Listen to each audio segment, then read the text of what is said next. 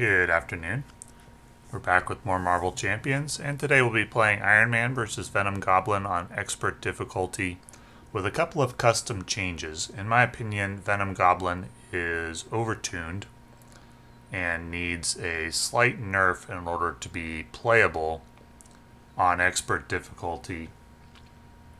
And the changes that we're going to make are to change the way that threat is handled on the main quests.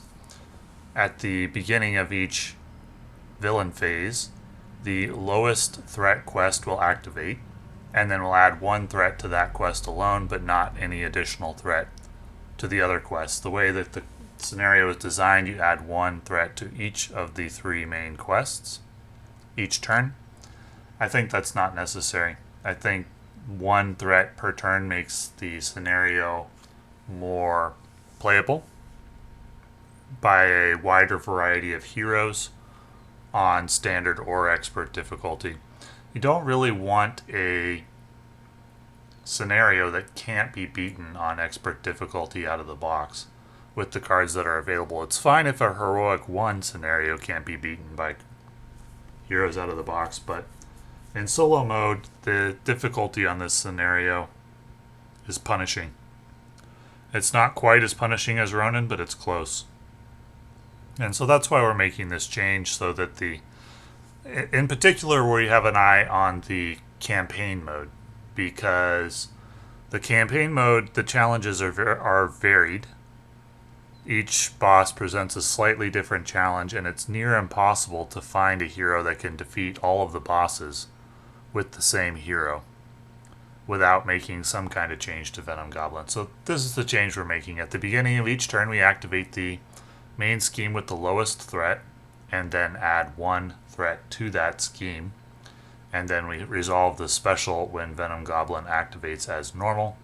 And in addition, we're going to ignore the when revealed effect of Venom Goblin. Brings in 2 additional encounter cards on Phase 2 and 3 additional on Phase 3. And that is not needed. The main difficulty of this scenario comes from the encounter cards, and there are a few of them that are just flat out broken. Even with these changes, this is still going to be a very, very challenging quest. I tested these changes versus the Captain America deck that I beat the first 4 scenarios with. 5 times in a row, 5 losses. So even with these changes, the scenario is still going to be overtuned for certain heroes, but we'll see how Iron Man does against it. Those are the only 2 changes that I think are necessary to make the scenario playable, and even with those changes, it's still going to be among the more difficult scenarios in the game. And we just have to kind of hope that certain cards don't come out. Advanced Glider is a big one. And there's 1 or 2 of the side quests that are really nasty in this one, and we're probably going to lose if those come out. But with those changes, we at least have a fighting chance against this scenario without getting really lucky. Now, I think the scenario can be beaten as it was designed with the cards that were available at the time of this scenario's release, but only by getting lucky. I don't think it can be beaten with a greater than 50% win rate.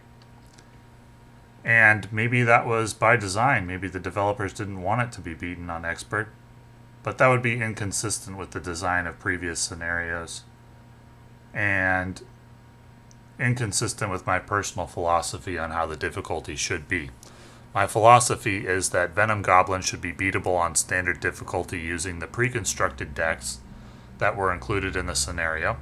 He should be beatable on Expert difficulty using a full collection of cards that were available at the time of this box's release by, I don't know, maybe the top 25% of heroes or so. Maybe not every hero should be able to beat this on Expert difficulty, but the top 25% or so of heroes should be able to beat this on Expert difficulty.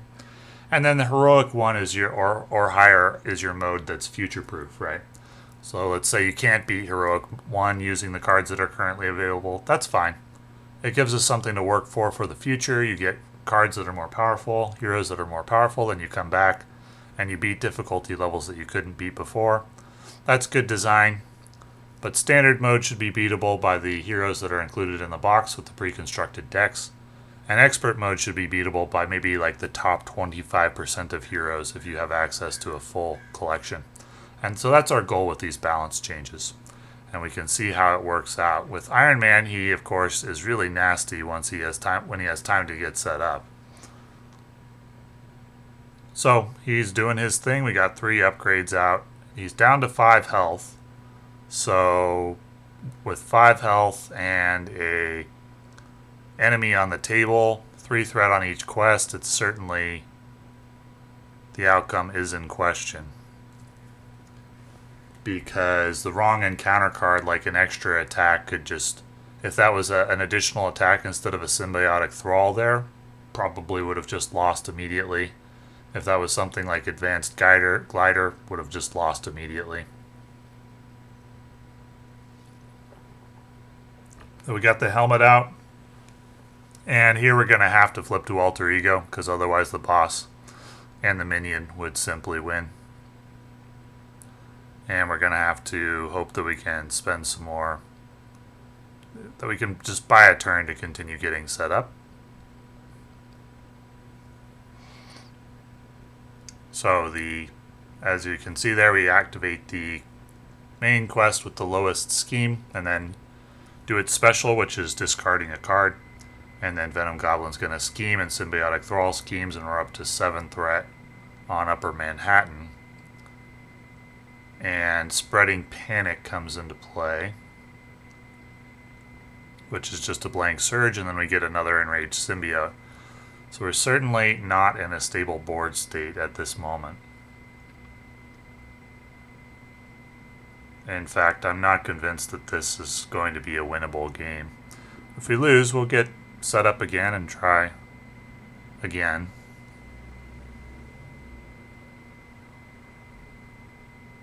So we're going to use Powered Gauntlets and Plasma Pistol to take out one of the enemies. Probably have to use Energy Barrier for the other one. Gonna try to keep the threat under control. Apparently I forgot to use the helmet there. Whoops. So we're going to choose Lower Manhattan to activate. 2 of them were at the same threat level. And I chose that instead of the indirect damage because I was worried the boss attack would kill me if I chose the indirect damage.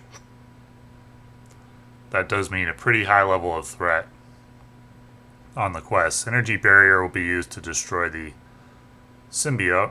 And then we got Caught Off Guard, which unfortunately means I'm probably going to have to sacrifice Avengers Mansion. I think my other upgrades are higher value. It's close though. It could be Rocket Boots. For the hero phase, we get out Arc Reactor and Plasma Pistol. That should heal for 1 with Preservation, but apparently I forgot. So we'll drop Upper Manhattan so that it's the one that's going to activate. Get some damage on Venom Goblin. And I have to switch to Alter Ego here again because I'm only at 3 HP. And I have to discard a card.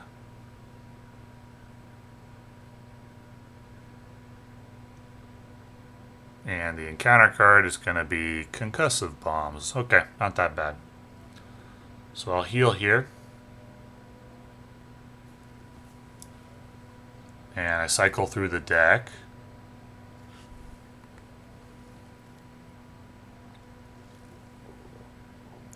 Use Futurist, get out another Powered Gauntlets. Electrostatic Armor.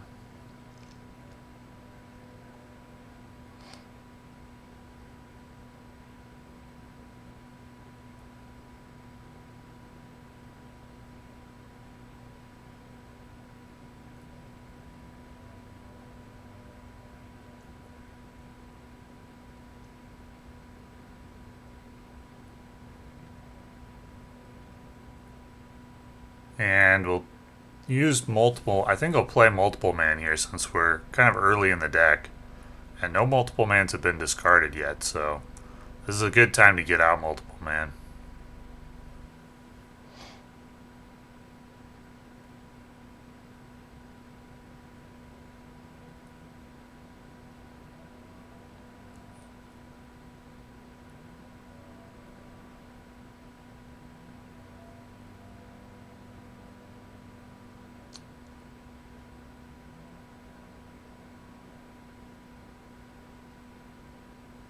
So I choose to exhaust the electrostatic armor for the concussive bombs.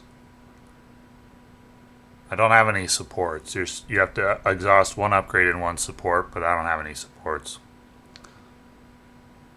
I don't think it has to be an upgrade that is capable of exhausting, but I'm not 100% sure about this.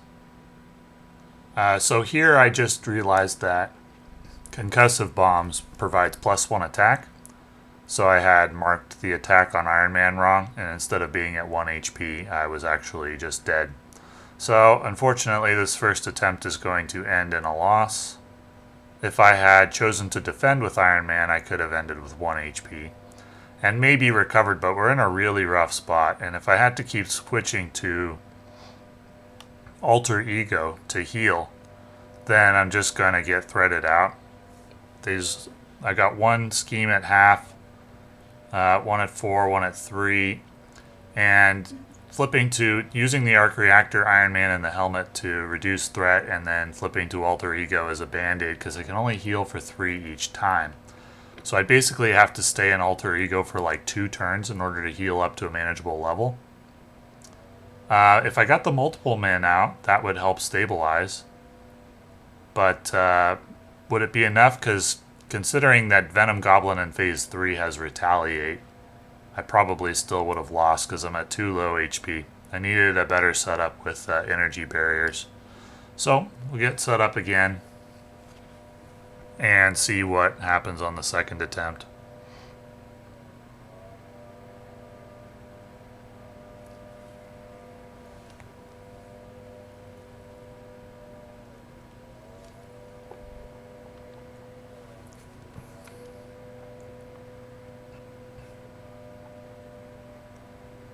So it's a decent hand with a couple of upgrades and a resource generator.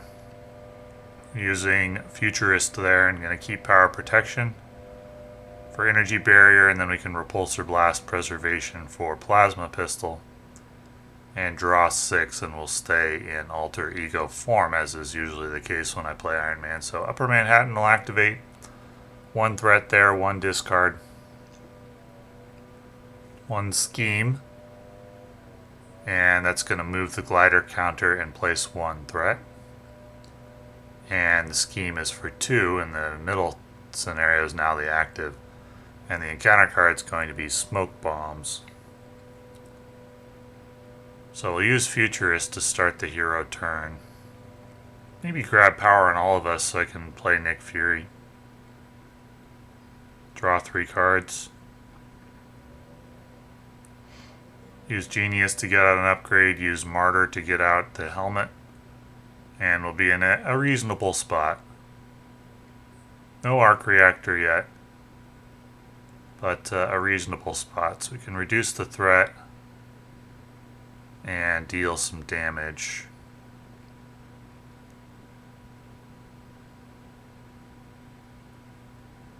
And we'll attack with Nick Fury as well.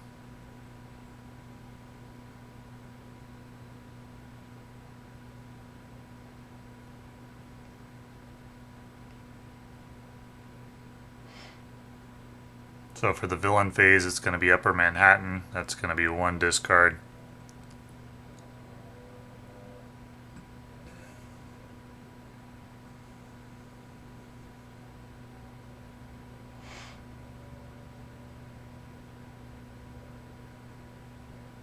And Smoke Bombs is going to discard the lowest cost event in my hand, so going to be starting with only 4 cards, which is limiting. 2 encounter cards in this scenario is terrifying. These encounter cards are really good. There's one of the enemies is really nasty too, and that's going to bring out Whiplash and Whiplash's side quest. But one of these symbiotes is like got toughness, 6 HP, gets extra abilities if you have a symbiote environment in play. So we're going to play Energy Barrier number 2 and Electrostatic Armor. Energy Barrier is absolutely essential in this one and in many other quests. And we'll work on getting Imminent Overload out. Unfortunately, I won't be able to fully take care of it this round, and I can't really do a lot about the enemies on the table either. So we'll go with 3 damage on the symbiotic thrall with the powered gauntlets and the plasma pistol.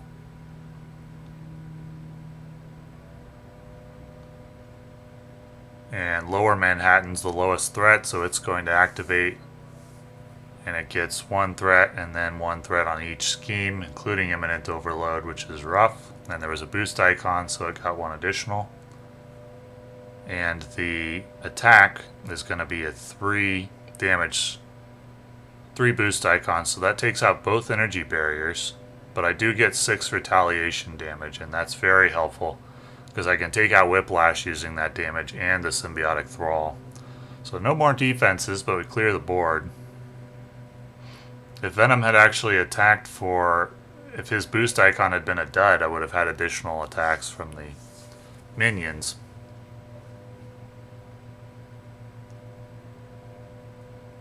And the encounter card is a Venom Scheme for 5, which nearly completes Lower Manhattan.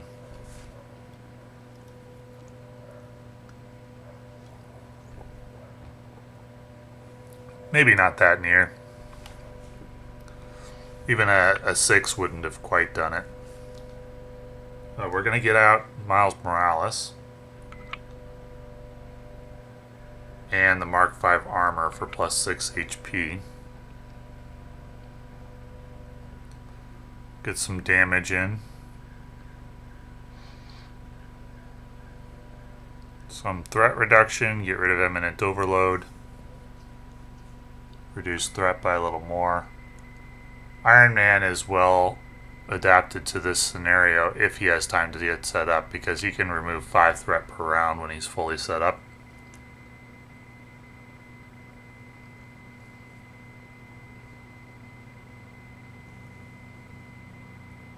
So the attack is only 3 damage, that's good, and then the treachery is not bad.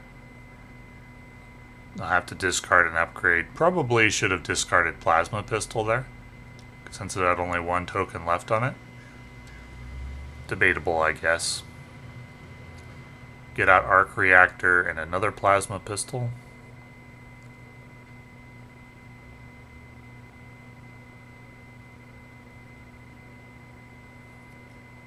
And we'll manage the threat. Continue to get damage in.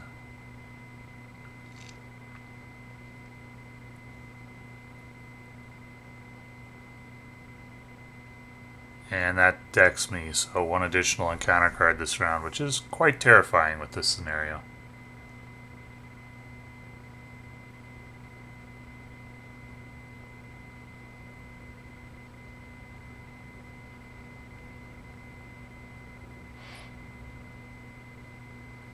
Rage Symbiote and Advance. Okay, we're on a relatively low threat scheme. We're always going to be, because you activate the one with the lowest threat. That pushes it up to 6. And probably try to get out Avengers Mansion here. Would really like to get out Energy Barrier though. And I'd settle for multiple man, because I'm thinking that if I don't deal with the boss attacks somehow, I'm gonna lose. So it's got to be multiple man or energy barrier, and it's a good time for multiple man. There's never going to be a better one.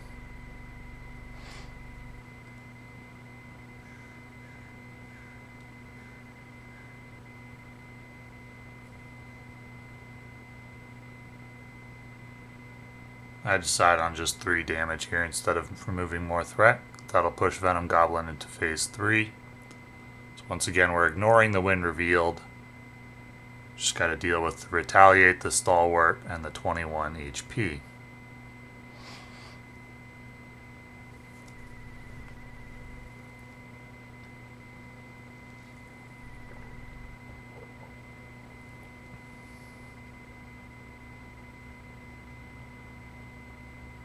You are stunned, okay.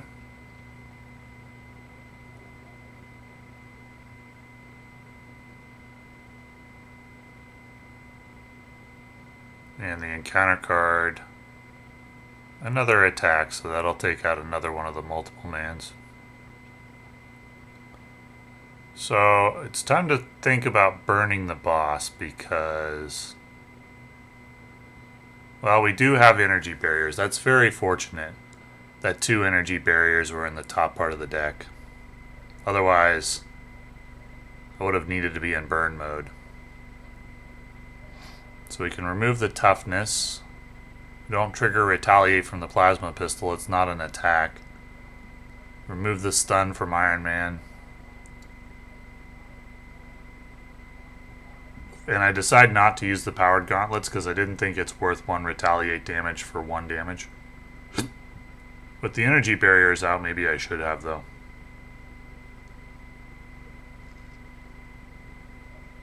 So here goes our last multiple man. It's not an undefended attack, so I don't have to discard an upgrade. And the encounter card's an enraged symbiote.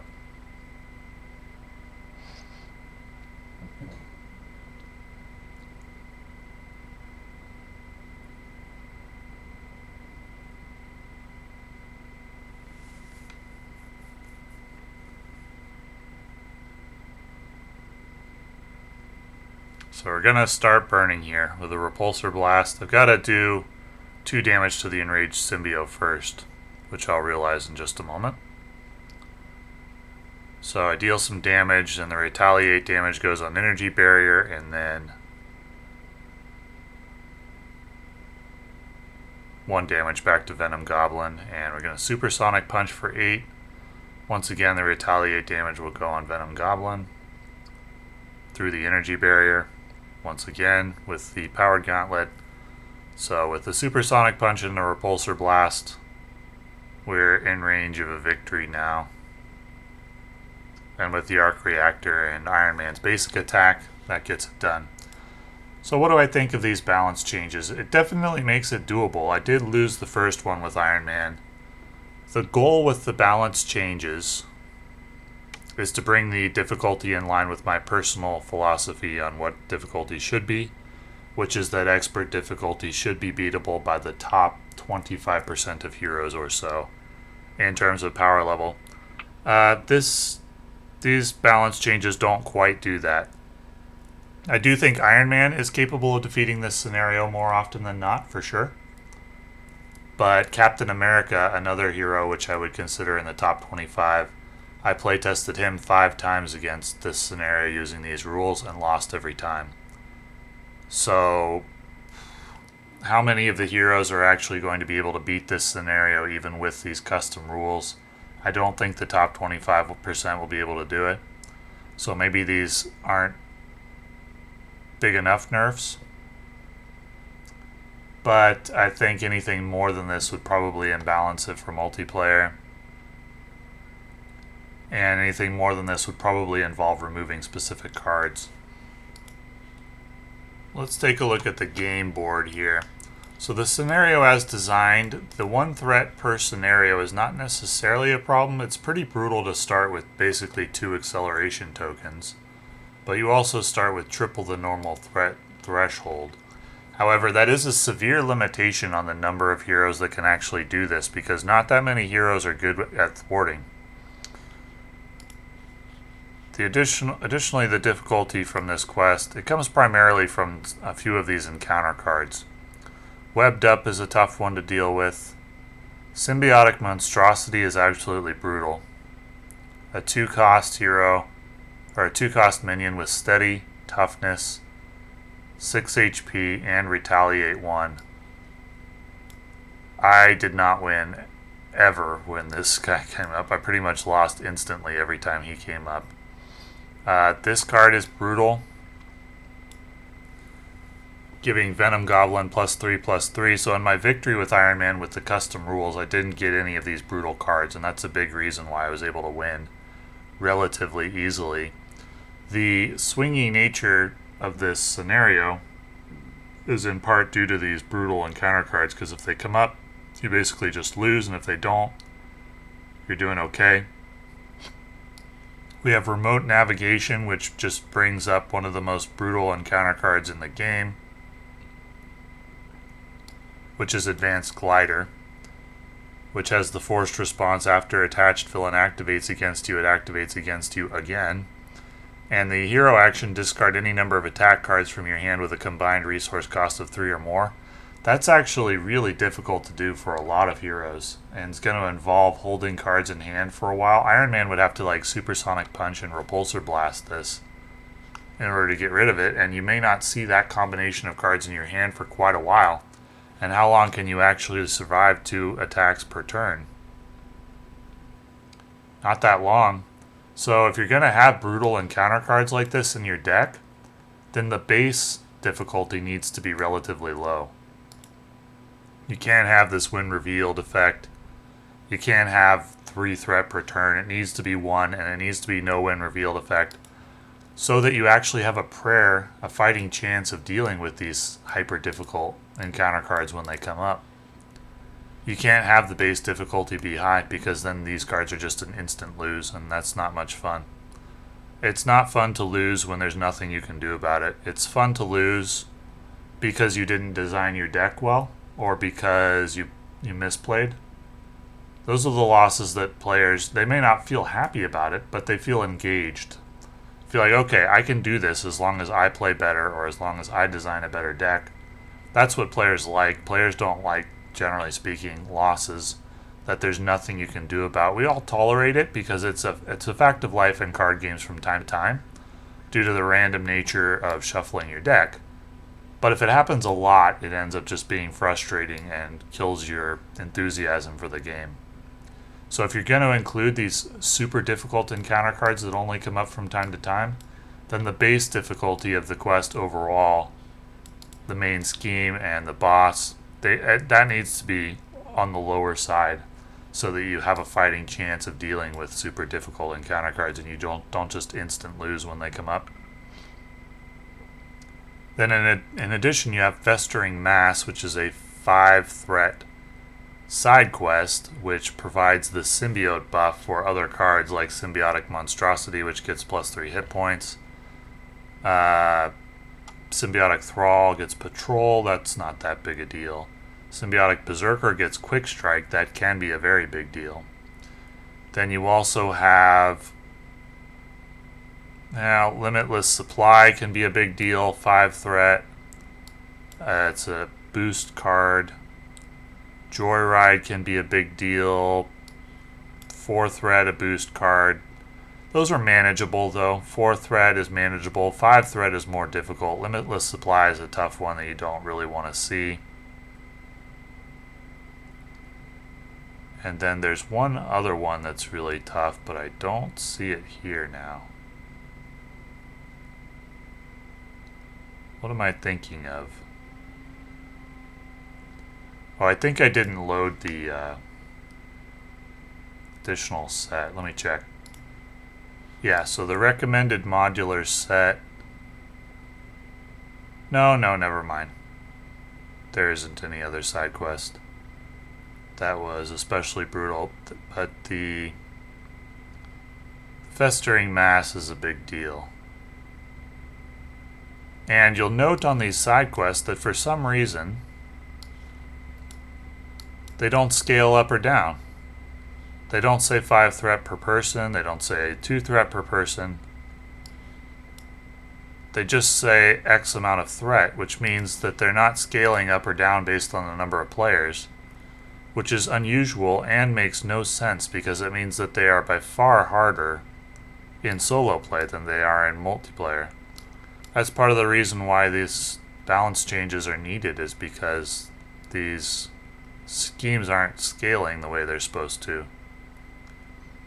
I don't know why you would do that. Why wouldn't this say like 2-threat per player instead of just 5-threat? I don't get it. But anyway, with these balance changes, they still might not be enough, but I think they at least make the scenario manageable for some heroes. And there will come a time, I think, in the life of the game when both Venom Goblin and Ronin are beatable as designed when more powerful cards become available.